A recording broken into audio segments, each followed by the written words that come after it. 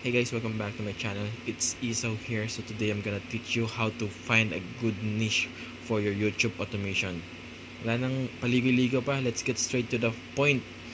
Wala nang paligoy-ligo pa, let's get straight to the point. Una-una nang gagawin, mag-open kayo ng incognito tab and then go to youtube.com. At tulad na nakikita nyo dito ngayon. Incognito tab, naka-youtube.com, walang sign in, sign out. Click these three dots. Okay? Punta kayo sa location, and then select United States. So, of course, alam ko naman sa inyo, ang gustong ma-target is United States, diba? So, punta ngayon sa United States. And now, nasa United States na tayo.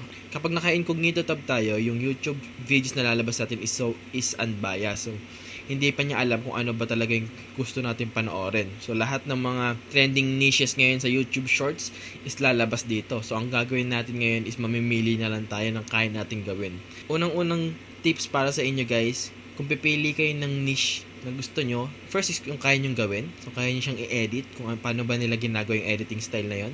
Second is yung something interested ka din. Bakit? Kasi I have 2 YouTube shorts na nag-fail since hindi naman ako interested sa niche na yon.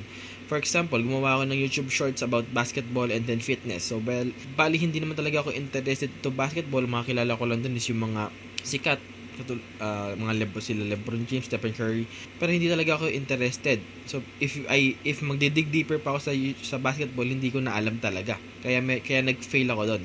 Pangalawa, fitness. Wala naman akong kilalang fitness guru. Wala naman akong kilalang fitness content creator. So paano ako gagawa ng videos around that topic kung hindi ko naman talaga alam yung topic na yun? So ang gagawin niyo, papili kayo ng niche na something interested kayo at kayang-kaya nyong gawin. So, alam niyo nang gagawin natin. Let's go to YouTube Shorts.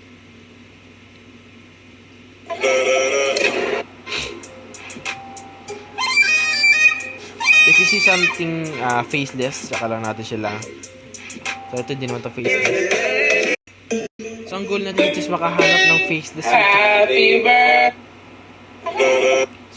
dito is makahanap ng faceless YouTube videos. Okay?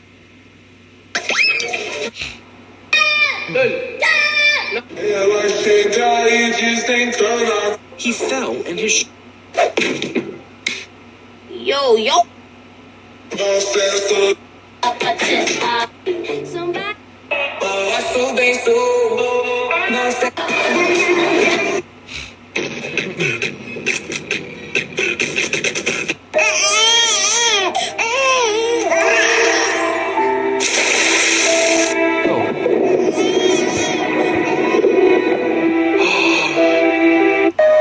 Open nyo lang sa new tab. Once na makakita na kayo ng isang faceless YouTube Shorts, i-open nyo lang sa new tab at save lang natin sila dyan. Yes! TikTok.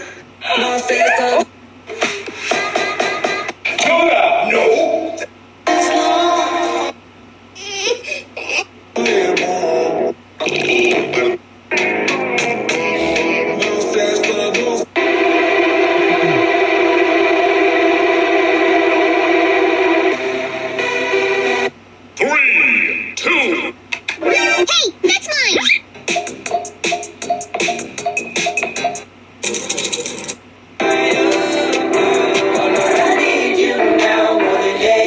Gracias, mamá. Salvada. Salvada. Salvada. Nasada.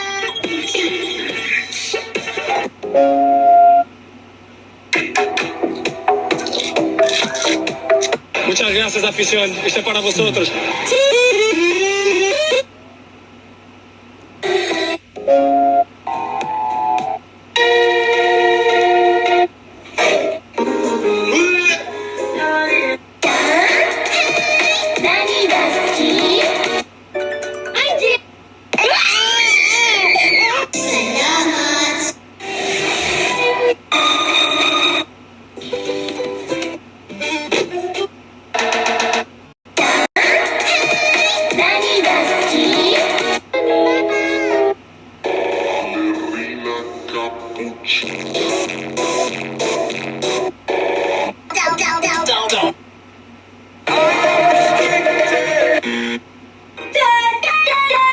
Muchas gracias, afición.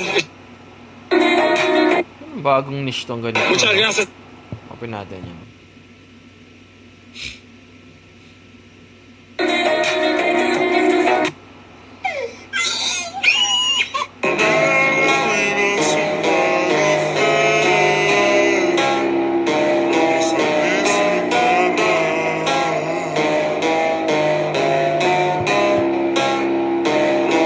Ballerina cappuccina.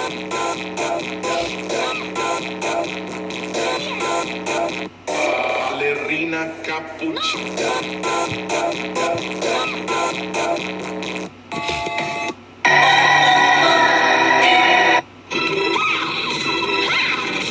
Tralalero, tralalero, tralala.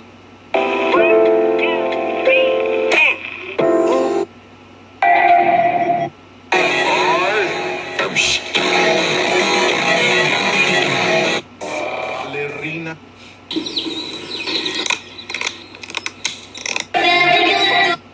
Tung tung tung tung sahur. Ballerina. Scimpanzini bananini. Wa wa. Pitro. Troppa trippa. Capu capu cappuccino assassino. Brr brr patapim. Il mio cappello è pieno di sling. Nel bosco piccio è misterioso. Udin din din din dun. Thing sounds wrong and things sound.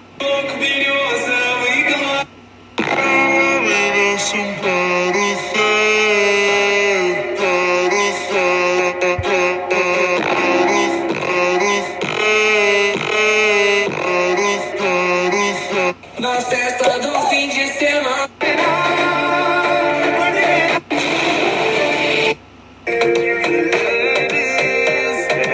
No, no.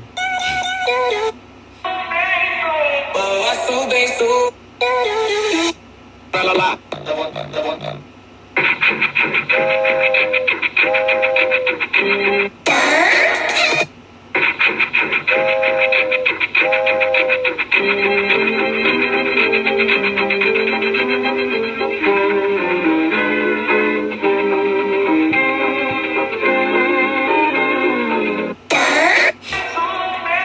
Na festa do fim de semana.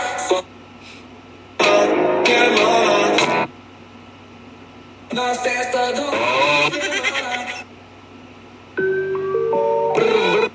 Who let the dog?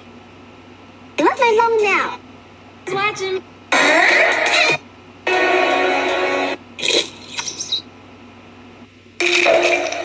Sigma, sigma, boy, sigma, boy.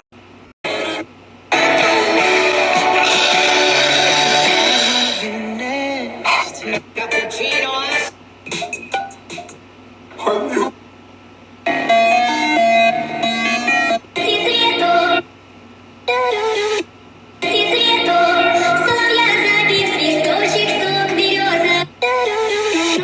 Trallalero. Oi.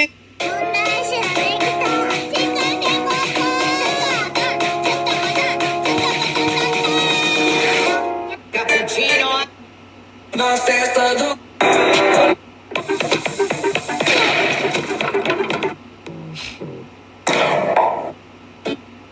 Trallalero.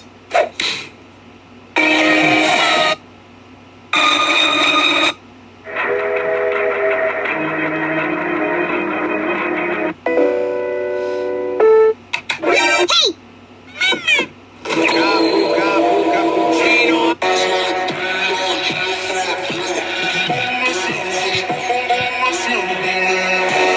Na festa do.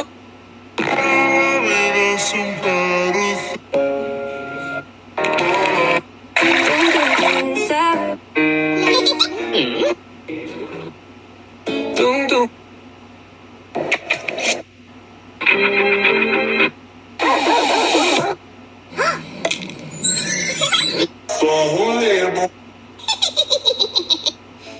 Up.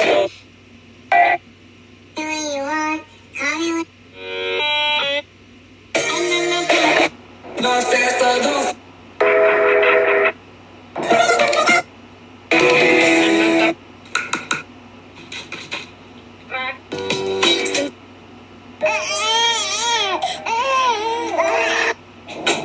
Boa. This part of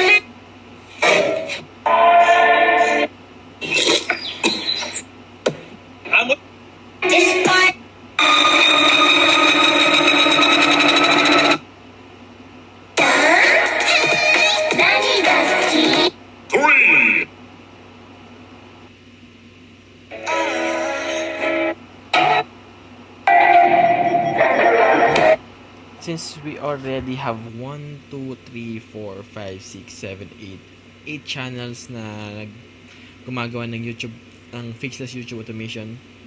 Ang gagawin naman natin is mamimili naman tayo sa 8 na to kung ano yung pwede natin gawin. For example, ang una niyang i-check is kung consistently ba na nag-gain ng views yung mga videos nila. Tulad nito. This is an AI video lang. So, kaya-kaya nyo itong gawin. Tapos, pangalawa, kung nag-upload pa rin ba sila. So, tingnan natin yung pinaka-latest video nila. Ito, 3 hours ago. So, kaka-upload lang. So, ito, parang okay din to. Kasi, as you can see here, 15 videos, 6.64 million subscribers. Kakagawa lang noong April 5, 2005. 172 views na agad yung nagain nila with just 15 videos. Yan. Pangalawa, ito parang mas marami din gumagawa ng ganito. So yun, sinakita natin halos dalawang video yung nakita natin ganito. 117 videos, 79.5k. Pwede nyo gawing ibang character yung dito ang focus niya is si Ronaldo. So, kung gagawa kayo, pwede nyong gawing ibang character like LeBron James or kung sino pang trip nyong celebrity. Yun lang, paulit-ulit lang. AI lang din naman to. Tignan natin. Popular videos nila. 54 million, 29 million. So, 229 million views sa 117 videos. Tignan natin latest videos nila kung kailan na-upload.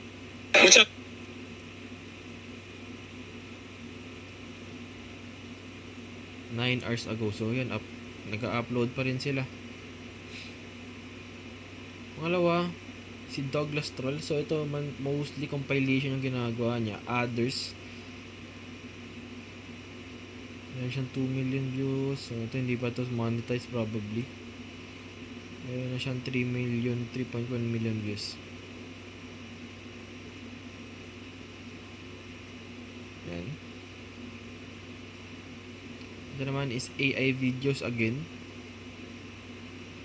10 million views ito. So, malamang monetize na rin to. Same lang sila. Si Douglas tsaka to. Ito naman is Physics. Science. 3.8. Yan natin yung details. 4.2 million views. Kakagawa lang din ng April 17. Okay.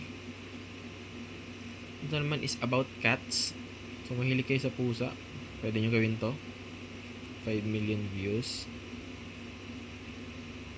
Yan yung popular video niya. Earthly. Football din. Football contents. Okay. So, sabi Isa, ano bang gagawin ko pag once na may nakita na akong niche? Excuse me. So, once meron na kayong niche na nakita, ang gagawin nyo, kunyari, nakapili na kayo. Kunyari, itong AI spider video yung nag-trip nyo. Ay, ito gusto ko tong video. Ito gusto kong gayahin. Ang gagawin nyo ngayon, guys, once na gumawa na kayo ng YouTube channel nyo, mag-subscribe kayo sa kanya. Mag-subscribe kayo sa ginagaya yung video. Pwede naman kayo mag-unsubscribe pagkatapos pag nag-boom na yung channel niya. Pero ang gagawin nyo, mag-subscribe muna kayo. Tapos, panoorin nyo lahat ng videos niya. Tapos, once na napanood nyo na yung mga videos niya, i-like nyo at mag-comment kayo. Bakit? Para pag nanood kayo ulit ng YouTube Shorts, maraming YouTube channel na related sa ganitong contents ang lalabas sa YouTube Shorts feeds nyo. Anong pwede mangyari? Mas makakakuha kayo ng idea paano ma-improve yung videos nyo sa mga video editing, sa storytelling, sa script writing, sa paggawa ng thumbnail. So, marami kayong makikitang idea. Ay, kita nyo nga dito, sa CapCut niya lang ginagawa, oh. Ayun, no? Andito yung logo ng CapCut, oh. Yan. Na-like nyo lang. Tapos, pag nag-like nyo, more on sa mga YouTube, pag na-like nyo na, yung ayaw nyo naman, dislike nyo para hindi na lumabas sa YouTube Shorts feeds nyo. So, kunyari, ganitong type of content ang gusto mo, AI videos. And, i-like nyo lang, mag-subscribe kayo, mag-comment kayo, para yung mag-comment kayo. So, yun, maraming salamat sa panonood. Sana may natutunan kayo kahit papano sa tutorial na to, kung paano nga ba maghanap ng good niche para sa YouTube automation journey nyo.